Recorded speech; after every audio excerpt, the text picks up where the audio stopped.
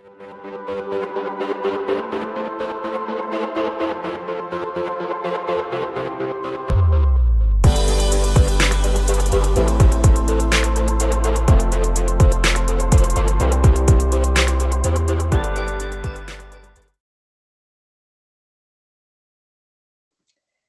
everybody, welcome back to Your Dawn of Drones podcast. I'm Dawn Zoldi, your host and the CEO of P3 Tech Consulting. We are kicking off a brand new month dedicated to this theme of support to critical infrastructure, sponsored by SAIC. And we have an incredible guest with us here today, Billy Jackson. He is the Business Development Director for SAIC. Now, some of you may have been expecting Greg Fortier, who is the VP of Army Business, but I know he actually has a very much longer title technically than that. But, you know, as they say in the Air Force, which is where I'm from, flexibility is the key to air power. And Greg is out there in the field testing some counter UAS systems with the Army in Yuma, Arizona. And so we've got Billy with us here today, holding down the fort, going to walk us through everything that SAIC is doing to protect our critical infrastructure here in the United States. So great to have you, Billy. Thanks for joining us. Thanks for having me, Dawn. Yeah, absolutely. So Billy, folks don't know you and you've got this stellar career, also former military. Please tell them a little bit about yourself. Hey, I appreciate the comment, stellar. So it might be a letdown for the audience who are expecting Greg Fortier. Greg Fortier is actually a guy I work with very closely and actually a personal friend of mine, but he's got a much more impressive resume than I do. My background is not impressive. I spent 28 years as an active duty Army officer, spent the first 12 of those years flying Black Hawks and leading troops that fly Black Hawks. Then I spent the last portion of my career as an acquisition officer leading Army aviation programs, most notably the Black Hawk helicopter and the Lakota helicopter, as well as some smaller classified aviation related programs. And so I'm really happy to be here with you. I've spent about 2.5 years here at SAIC, and I was 2.5 years learning about counter UAS technology and how we can do a better job serving the needs of our customers. Well, you clearly get the humility badge there, Billy, because it's like, oh, no, I don't have such a great background. I was just this incredible pilot. And, you know, I did acquisitions for the Army on aviation like the Black Hawk. So anyway, we are super glad to have you. You have a credible background. And guys, if you missed Greg in our Full Tilt Leadership podcast, go back and check that out. Really great show as well. But let's get back to this because you know, Greg, folks may not know about SAIC. I think people probably have heard of SAIC and probably think in their minds like, oh, this is a big defense contractor. But can you give us kind of that 30,000-foot view of what SAIC actually does? Sure. I'm going to read you because I want to make sure for corporate enterprise level I get this information correct because this is going on the internet. So SAIC is a premier Fortune 500 company. We're a major technology integrator. Systems integration, that's a key to what we do. We've got a long history of doing systems integration on Army platforms, Air Force platforms, Navy platforms, but we're not just a DoD-based customer. We are primarily a government support type contractor. That's where our focus is. We do a lot of work in the civilian sector as well. We're across defense, space, civilian, and intelligence markets. We know since 9/11, the emergence and continuous growth of the intel market. We're there. With solutions in engineering, IT modernization, and mission solutions. What we like to say is we like to bring capabilities to customers, stay out ahead of customers, and be ready to receive that pass when the customer wants to throw that pass to us. It's a great company to work for. We're headquartered out of Reston, Virginia. We have between 25 and 26,000 employees, mostly CONUS, but we have prime contracts and subcontractors basically all over the globe supporting that customer base. And I'm an acronym police person just because well, not everybody's military like us, Billy. So CONUS is Continental United States, for those that don't know. And, you know, of the many different technologies that you work with, counter UAS is a big area of expertise for you, obviously. I believe we have a really cool reel to roll. So why don't you walk us through this? Okay, this is one of the demos we did locally south of Huntsville. partnered with our SCI San Mina facility. This is actually on their facility. So we wanted to demonstrate for our customer base and anybody who wanted to come. So we invited OGAs. Let's talk. This particular one, I believe, was done for the FAA. We're talking Customs Border Protection folks were there. FBI was there. Some of our Army customer base were there who actually manage the Army's UAS program so they can see some of the counter effects to their smalls. But what you're seeing specifically is the AeroGuard system. That's a six rotor bladed system. And this is part of our kinetic mitigation capability. And what you're seeing is that drone actually being captured. That's a Class 1, actually being captured by the Aerodrone system made by San Mina. We have the capability to bring that drone back to us, drop it at another location, or send it back to its point of origin and detection. So it's a great capability, an example of one of our great partners at SAIC for our Valkyrie system. Well, we're going to talk more fully about Valkyrie here momentarily, but just looking at that, Billy, it makes a lot of sense. I mean, you said the word intel, and when you think about counter UAS, to be able to kind of capture that drone and then take it for exploitation later, I think is really critical, right? You don't want to just be blasting these things out of the sky necessarily, because you lose a lot of that intel. So that's a really cool system. I have to admit, I don't know that I've ever seen that 6-blader before. So really with the net, that's really cool. Now, you mentioned you have a huge presence globally, but in Huntsville, where you are located, you have about 1,800 people. It's like your second largest location. Is that right? That is correct. So in Huntsville, there's actually 2,600 SAIC Okay. employees. Supporting the Army Business Unit, the number is 1,800. So we've had a significant presence in Huntsville starting back 4 decades ago. Our building, our headquarter building here on the north side of Huntsville, has been here, was one of the very first buildings established in the research park area. And so we've been with Huntsville to watch it grow, and we've taken advantage of that growth, and we've benefited our customers through that growth as well. Well, a part of that 2,700, I think, or 2,600 people you just mentioned is this counter UAS team that you've gathered. And I assume you did that for a reason, right? So first, tell us, in your opinion, let's kind of look back a little bit of the role of drone technology today on the battlefield in particular, because I think, I've talked about this a lot. When you look at what's happening on the battlefield, Ukraine, Russia, it's not a far leap of the imagination to think Homeland Security. Like any of these things can happen in Huntsville. They can happen here in Colorado Springs, where I'm located. So tell us, from your perch, what are you seeing with regards to some of this drone technology today?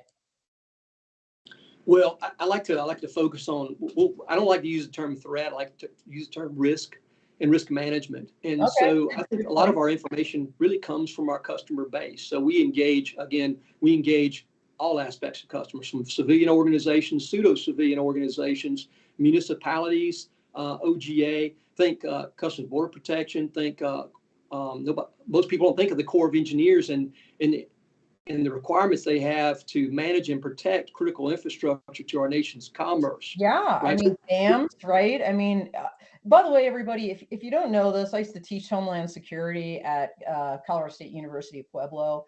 Go on DHS's website, CISA. They have a great outline of the 16 sectors of critical infrastructure for this country, and that's the framework that they use. And dams actually are one of them, right? So great point. Army Corps of Engineers, these OGA or other government agencies. It's, DOD doesn't have the primary mission of protecting critical infrastructure in this country. Most people don't realize that I think by statistics, anywhere from 70 to 90% of critical infrastructure is owned by the private sector. Think about that for a second. So you're listening to all of them, is what you were saying. Yeah, I mean, it's really just up to your imagination where you could see vulnerabilities and threat. We understand there's bad actors out there every day. The amount of damage that can be done through gun violence, can you imagine the amount of damage that can be done with a fairly sophisticated attack at a fairly low cost to those? Sometimes we're uncomfortable talking about that, but I think we have to take those blinders off and have discussions about where our vulnerabilities are and what the actual threats could be. Think about anything like a large event.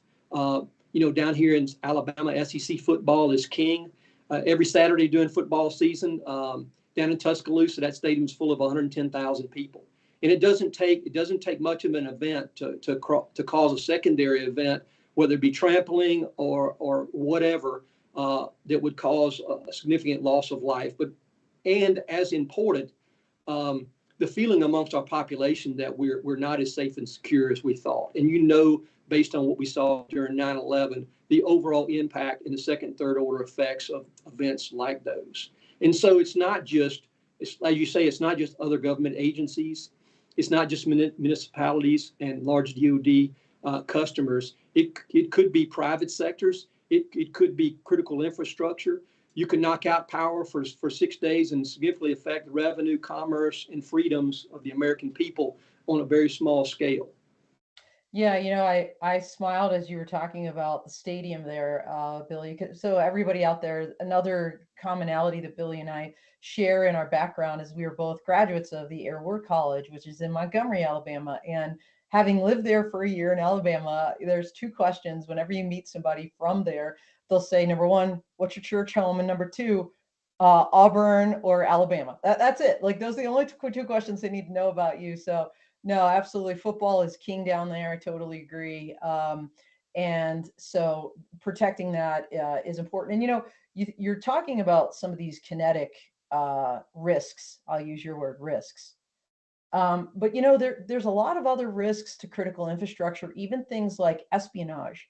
I was just in an event in DC last week, and it was Chatham House rules, so I can't attribute this to any particular speaker, but something I honestly didn't think about was, hey, landing a drone on a roof of a building and letting that drone through the various sensors listen in to what's happening, either electronically, audibly, all kinds of ways. And so, the threats, I agree with you, or the risks are, really only limited to your imagination. And so this idea of having a counter drone industry that is, number one, technically sound, and number two, of course, regulatorily enabled. That's a whole nother discussion. Maybe we'll get to it, maybe we won't. Is really going to be key, I think, to protecting our security. But some of the technologies, because you work with a lot of different technologies that you've seen over time. How have you seen the drone risk, shall we say, change from, let's just say, 10 years ago to what we're seeing today over the battlefields? I'd like to use a sort of a story to baseline this, right? And we'll use Iraq and Afghanistan and the development of our threats when we talk about improvised explosive devices. It's very crude, and so you could argue sophisticated, whether it be a pressure plate device or whether it be a cell phone controlled detonated device. It wreaked havoc on our operations. Obviously, we lost a lot of service members, a lot of casualties during those events, and it changed the way that we fought significantly. We didn't deal with the drone issue. We didn't deal with the delivery, that system of aerial delivery, nor did we have sophisticated equipment and capabilities like we do now to address those. So I think that's a great example of how the threat is constantly evolving. So some of the technology that I see that are a bit concerning for us, right?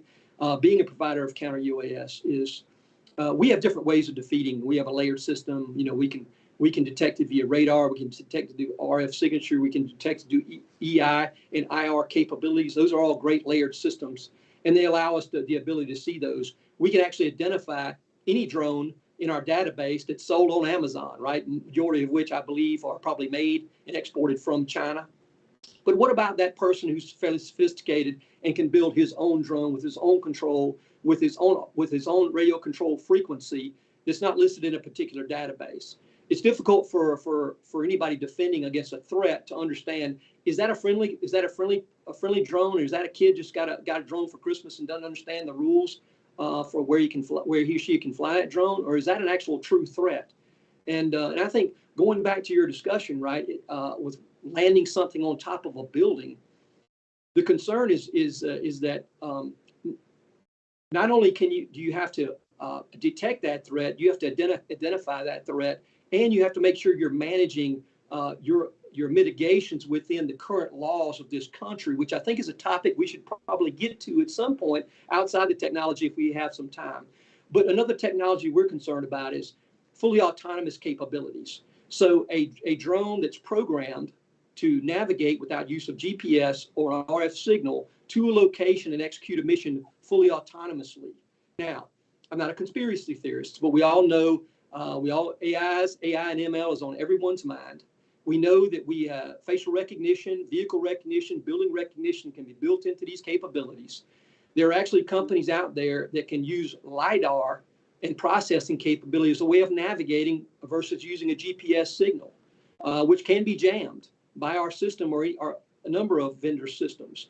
Right. That to me is a significant threat because basically you have a partially AI ML enabled device that can operate almost fully autonomously with a mission in mind and a target in mind that can identify a target and take that target out. So on the back end, when you evaluate what's going on, it's very challenging to attribute that attack to someone else. And it can probably have a high probability of having the desired effect for whatever purpose. Yeah, I mean, we talked about this quite a bit in the cyber arena, right? This challenge of attribution oftentimes, right? Because they're bouncing things across servers and VPNs across the world, and how do you find the actor? I mean, right? Drones are flying computers essentially. So, I mean, you're absolutely right. With these sophisticated technologies, staying out, I'm going to steal this from Defense Solutions, who I know is one of your partners and who has been on the show, and in fact has an upcoming show this month with Danny Verjan, one of their general manager. Staying one step ahead of threat in this arena is very difficult. And even the less sophisticated people, but the ones that are not cataloged, like the dude in his garage, right, making his homegrown drone that's going to do something crazy. All of that. But I think the cyber solution is like you talked about, multi-layer defense. Having some kind of a cyber option in your toolkit, I think, is key. But let's talk about exactly what SAIC has been doing in this counter drone realm, because you've been working on this for a while. I mean, in other words, this isn't something, some recent market that you all just broke into. I mean, we're talking the 2012 Olympics and even before that you've been involved in this.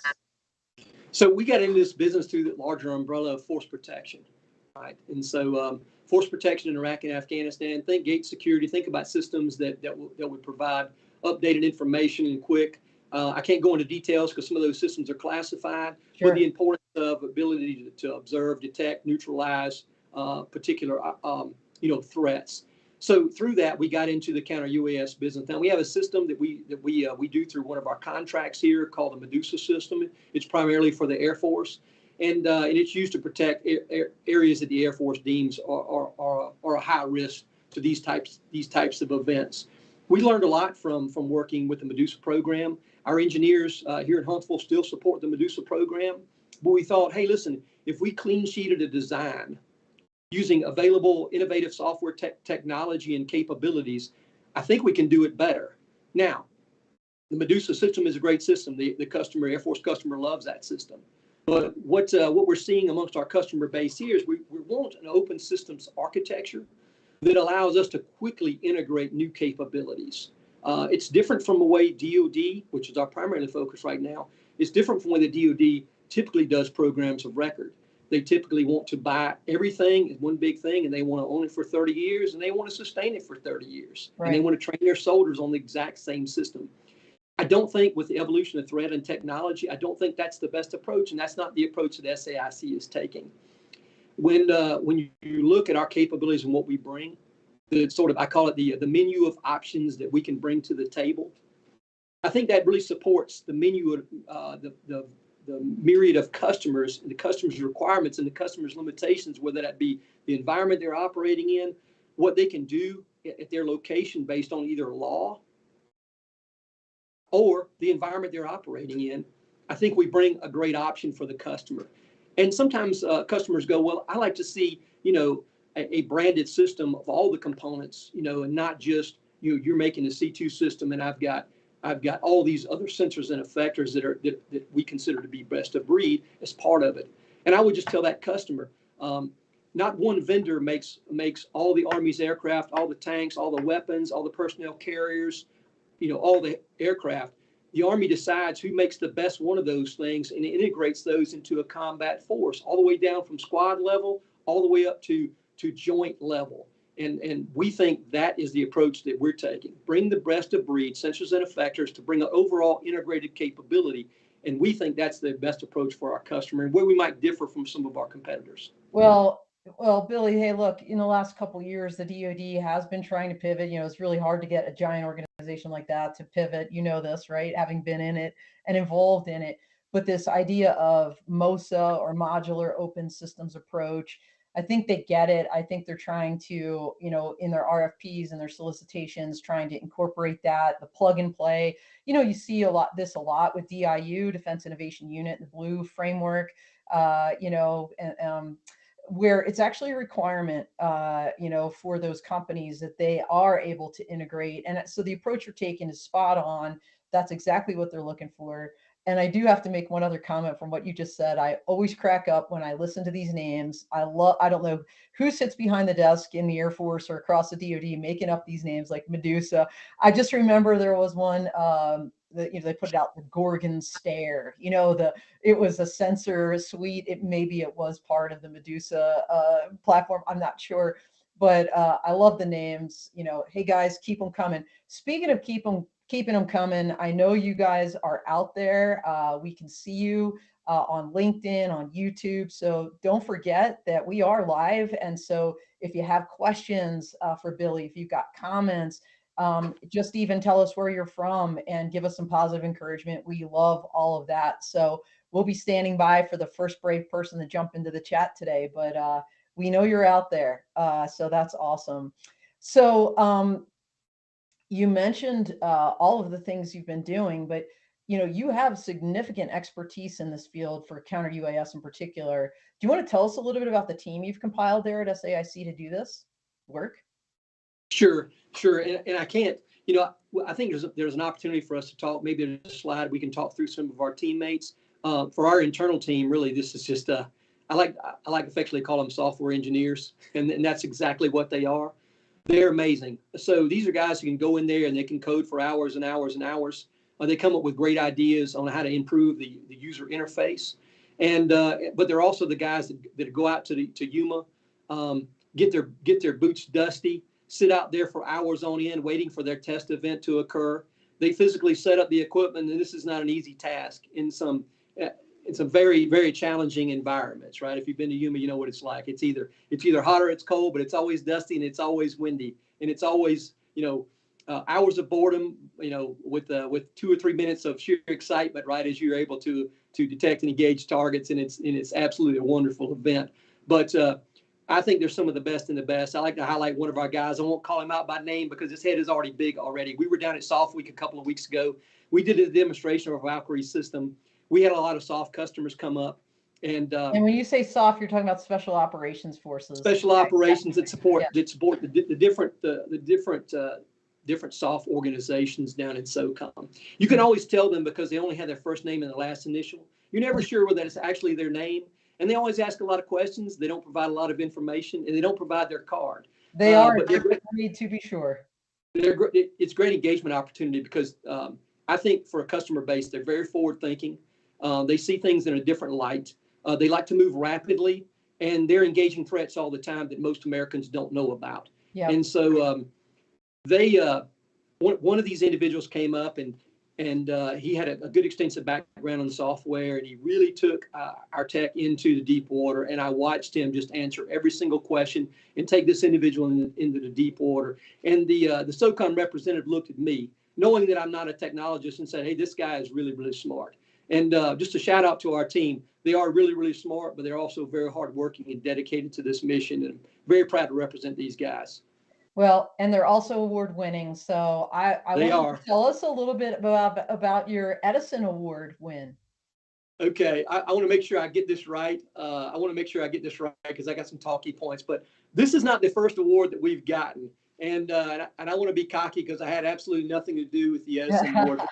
The Edison Award has been around since 1987, and it's really to recognize those folks in the industry that are really being innovative. We won this one, I think, maybe about a month ago. If you're following SAIC, you saw the LinkedIn post. There's Greg Fortier and our engineering lead, Jeremy Davidson, and they're really enjoying a nice little break, if you can believe it, at this formal event to receive this award. A lot of our competitors were there, and a lot of really good companies were there. We're pretty excited. We're pretty excited about the Edison Award. In the end, it's really about recognizing our team and our ecosystem, but it's also about recognizing, I think, the overall enterprise that supports counter UAS, and we're really proud to be a part of that and be recognized for our innovative approach there. When the customer sees you won an Edison Award, they go, "That's great. That's nice." We like to show it. We like to take that award to our shows and show it to them. We did it Soft Week, and I think it's really a feather in a cap for our team here at SAIC. Yeah, absolutely. And you know this with your military background, Billy. It is a team sport, right? No matter what you do. And in this case, you mentioned already you have this kind of ecosystem of partner solutions, that you're an integrator of this technology. So tell us a little bit about your list of vendors and partners for counter UAS, and basically just the overall concept of this list, and then how companies contribute to your strategy. Yeah, I'm gonna leave some people off here. It's not intentional. We select our vendors based on their openness and willing to work with us to integrate the system. It's one thing to talk about an open system and integrating sensors and effectors. It's another thing to range bound that capability. So with the 40 sensors and effectors we've integrated, not inclusive on this list, obviously, between 2 days and 2 weeks. Now, wow. That is very, very impressive, and I think it speaks to our piece, right? So we're constantly engaging vendors in this space because we're looking for new technologies. We're looking for people on the cutting edge to address the evolving threat. We'll engage them and say, listen, they'll say, "Hey, is your system truly open?" I say, "Come, let's have a meeting. Let's get the engineers together, and let's demonstrate how open it is." And I think that speaks well of our company. And I think it speaks well of our vendors willing to open up, provide some intellectual property good enough for us to integrate the system, the APIs required, the information required to go and do that. And I think it speaks well of SAIC's approach here, and industry's willingness, other vendors' industry's willingness to come in and take our approach and say, "Listen, we're competing with you in certain areas. If a customer wants a single system or a single capability, we might be competing against SAIC, but we like your approach here and a layer approach, and we want to be part of that team." And we certainly appreciate those vendors. Well, one thing I have to say before I ask this next question is Desi Eckstein is out there coming at us from Southern California saying great information, and agreeing, by the way, that Yuma has harsh conditions. So great to see you out there, Desi. Desi is a super fan and very active in Women in Drones, and has her own coffee connection for Women in Drones. So thank you, Desi. I want to, because there are a lot of people like Desi and others out there that are listening, Billy, that may want to become part of your ecosystem. So how, as a practical matter, does a company become part of your overall counter UAS portfolio?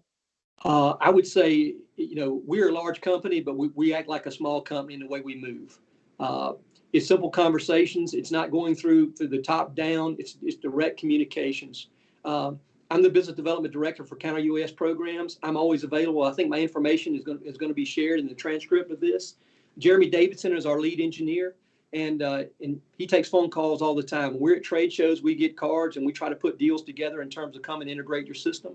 We're very open to those discussions. Even if you're a competitor to one of our existing systems, we're constantly looking for who's innovating, who's evolving, who's managing obsolescence within their portfolio, and who's working to reduce costs for the customer base. So we talk about requirements all the time for our customers. Some of those requirements are, "Hey, I just got this little bit of money and I need to do this with it." And so we're constantly looking for, we understand Moore's law. Things over time at scale, as technology evolves, should get less expensive and less expensive relative to normal inflation rates. And so we're constantly looking for those customers who can provide a value-based capability that would be compelling for our customer base. So please reach out to me directly. I'll be happy to link you up with the team. We will definitely engage. Well, that's awesome. And obviously, we're talking DoD, we're talking critical infrastructure in the homeland, OGA, as you called it, other government agencies within the United States. I would think those are your primary kind of market sectors. Did I miss any for this kind of technology? Oh, absolutely. State agencies, local, municipal. Look, SAIC has a history. Talked about the Olympics of 2012. That was actually a DCS case with the Greek government. So we're not. We can offer our capability. You can buy the system. You can buy the sustainment for the system. That's one way you can purchase it. You can also get the capability as a service.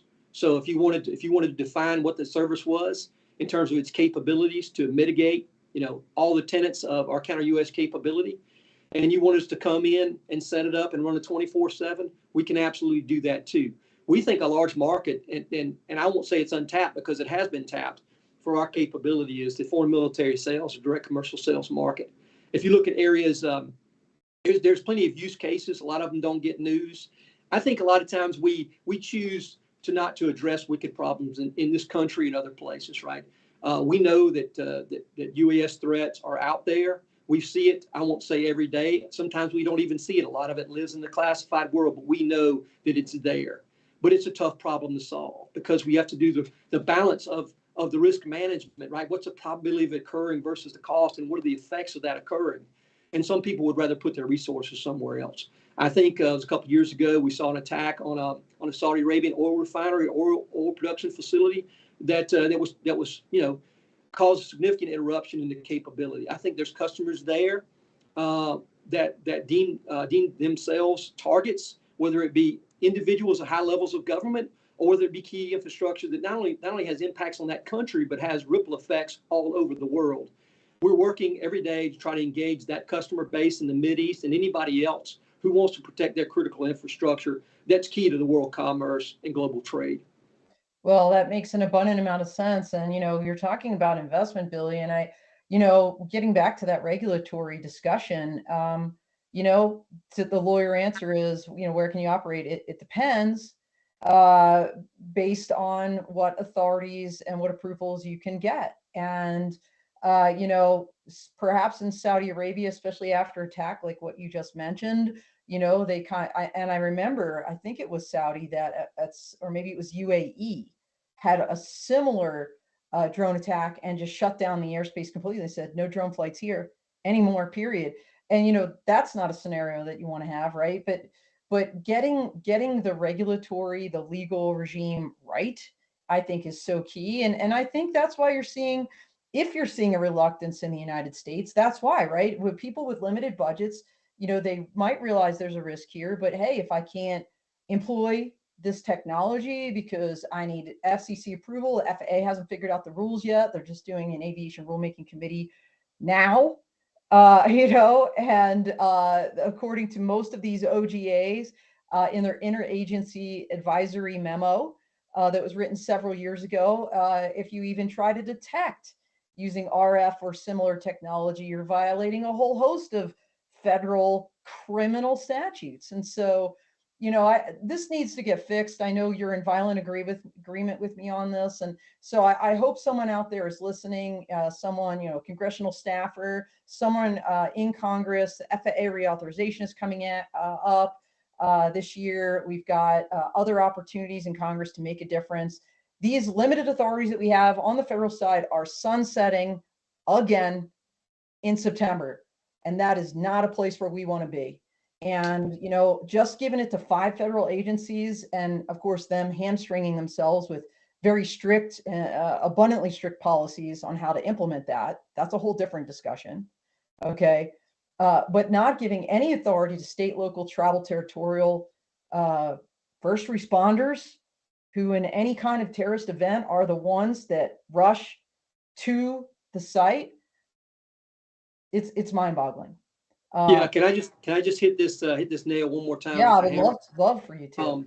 I had a conversation non-attributable yesterday with somebody in the FAA and making policy, and it's frustrating because I worked for the government for many years. I understand how slow and bureaucratic the government. Yeah. Not one decision is made without a lawyer involved, and you know that because you used to be a lawyer. Yes. And it's because it's a very complex problem set. I like to say we should approach this as if something catastrophic just happened and how we react post that event. Because I agree with you more. A lot of folks in the government are waiting for industry to come up with innovative ideas to approach Congress and ask for, hey, can you push this through? I read recently that 4 senators and Congress people, most notably Kristen Sinema in Arizona, were trying to put forth legislation related to this. They see that in their territory, whether it's critical infrastructure, custom border protection, fentanyl coming across the border, whatever the threat is, they need law so they can act.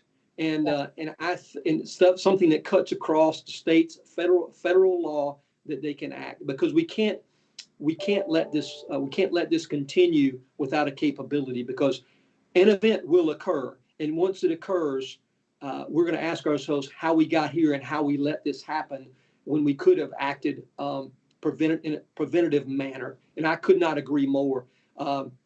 I think there is legislation, there's title stuff. I can't go into those details because I'm just not smart enough to quote the numbers.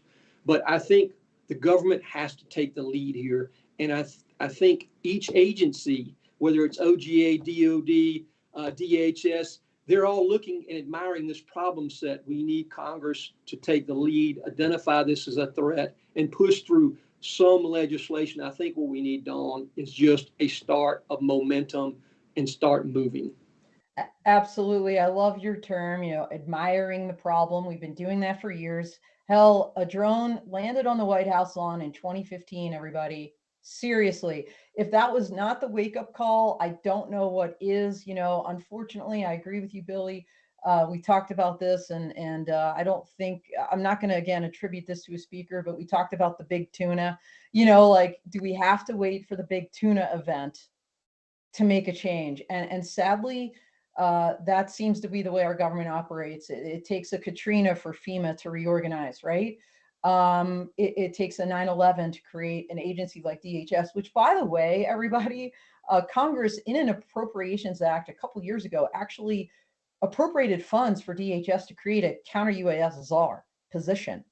Like, where is that person? I mean, maybe they exist. If they are, I haven't heard from them. I don't know what they're doing. Gee, I hope they're going to the FAA's ARC meetings, because frankly, security is not FAA's lane. But yeah, absolutely. Everybody out there, reach out to your local congressman. This is a serious issue. And, the counter drone technology and portion of this industry is a part of this industry. It's not counter the industry. It's an enabler. And until we can prove the skies are safe from those who would either intentionally do harm or the careless and clueless, plus the criminal, we're going to have some problems, everybody. So it's something that needs to be addressed for sure. But, one of the ways you're addressing it is through your Valkyrie system. And we're getting, I knew this would happen, Billy, because you and I would start yammering and, we lose track of time. I want to make sure we cover this Valkyrie system. So tell us about this. So the Valkyrie system is what I've been talking about the entire time, right? So we separate Valkyrie from Medusa, but what we've been showcasing for the last 2 years and what we demonstrated at Yuma and continue to demonstrate today on the ground is our Valkyrie system. This is a clean sheet design based on our 15 years of experience in counter UAS, going back to the Olympics in 2012, and our force protection background. And it's a clean sheet design, open systems architecture, partnered with the best of breed sensors and effectors, a layered approach. And what's unique about our system, other than our approach, because the other part is we also have added into the back end an analytics and machine learning capability. And I like to tell a story because this story illustrates how effective this system is. So in our first demonstration in April of 2022 at Yuma, for the Joint Counter UAS Office, which is a joint agency that designs policy, doctrine, and requirements for all the joint. We did a test for them with varied capabilities. It's a typical 4-tenant system with some kinetic effects on the backside, aero guard. Some of the videos you've shown are a demonstration of our capabilities there. We were extremely successful. I won't go through what that means, but we were selected as one of top 3 systems to engage class 1 through 3 with different effects. And we have the memorandum from JCO to prove it. But one of the things that was unique about that is while our counter US operator was going through his procedures for mitigating a drone, and on the back end, one of the test observers was watching the screen, and he noticed there was a heat map screen on our trifold, and he says, "Hey, what is this?" And he goes, "Hey, well, since your first couple of missions, our sensors have been operating the entire time, whether it's our test or anybody else's test, just like we would normally do in a real environment. And so we can tell you where you're launching the drones every time you launch them, what the probability of a drone launch is there based on time, the track, what track it's going to take, what altitude it's going to fly." And he looks at him and goes, "Hey, you can't do that. That's cheating." He said, No.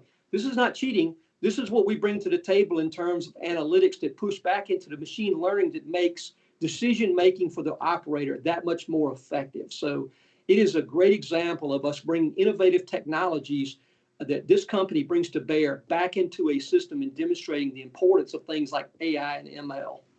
Wow, that's incredible. And so Valkyrie is kind of the overarching term for the system that you've integrated, the 6-rotor, very unique kind of net spitting out That's drone, right. and all the sensors and effectors, and I assume some of those could be kinetic as well. So where is Valkyrie, to the extent that you can talk about it, like in what environments is it being employed? So right now we're still in the test stage from a non-classified. We have several opportunities that we're looking at right now. One of the challenges we're seeing in our DoD customer base is there's a lot of discussion at high level senior leaders, Sec Army, Chief Staff of the Army, discussions at AUSA, Quad A, which are Army events, talking about counter UAS is a #1 priority for the Army. What we're not seeing is appropriated dollars flowing to those programs yet. But again, like I said, we want to be ready when the customer is ready. So we believe continuous engagement with the customer, demonstrating our capability at events like the JCO demo. So when money does become available and the customer has a requirement, or whether that requirement is for us, a foreign military sales customer, or ally of the United States government, that we're always on the minds of our customer. SAIC could do anything. SAIC is recognized this is a threat, and we want to be there for that. I want to note something else. I mean, our C2 system, we're demonstrating its capability. Command and control. Our C2 system, command and control, we're demonstrating through a counter-UAS capability. What you have is a system that can integrate anything that you want to bring to the table. And so it's interesting. I talk about the soft base as a customer base, and how sophisticated they are. They come and they ask questions. They said, "Okay, this is counter-UAS. What else can you do with this? Anything you want. Anything you want to integrate, we can do that." So we talk about JADC2, FADC2. We're talking about common operating picture, having one capability remotely to control a bunch of different sub capabilities. That's where I think the secret sauce is, and sometimes overlooked in the discussion of counter UAS. Well, that's a great point, because, as part of a C2 system, we're going to see more of that on the commercial side eventually.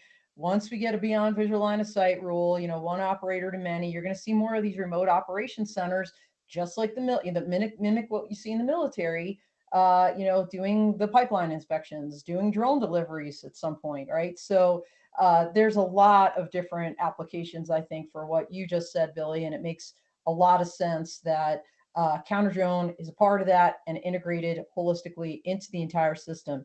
We are getting super short on time, and I want to make sure that people know where maybe they can see you or Greg or one of your teammates, maybe at an upcoming conference.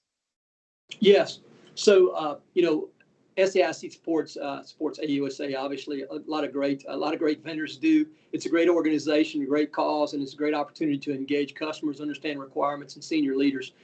Our next event is going to be AUSA. It's AUSA annual meeting and exposition in Washington D.C. in October. Yeah. We'll have a pretty good suite out there, including our Valkyrie C2 system, and as many sensors and effectors we can put in our booth there. We will be there. Please come by and see us. And in our next event, following that, we will be part of an SAE media group counter UAS conference, and that'll also be in Arlington, Virginia, and that is 5 through 6 December, specifically in Crystal City. I believe it's in the Marriott Crystal City. So we hope you come out and support that. It's a great opportunity to keep abreast of what's going on, not only just with the technology, listen to vendors, but also they have folks come in from FAA, DHS to describe their problem sets, and we also get an update on where legislation is moving. Well, that's amazing. And speaking of support, I'd be remiss not to thank you, Billy, and SAIC in general. You all were generous sponsors for my Law Tech Connect workshop in Denver, Colorado, associated with AUVSI Exponential. We had a networking event Sunday night that was amazing, really kicked off our Law Tech Connect workshop the next day, and you guys helped support that. And then, of course, everybody, we have our Energy Drone and Robotics Coalition 7th Annual Summit coming up next week in Houston, Texas.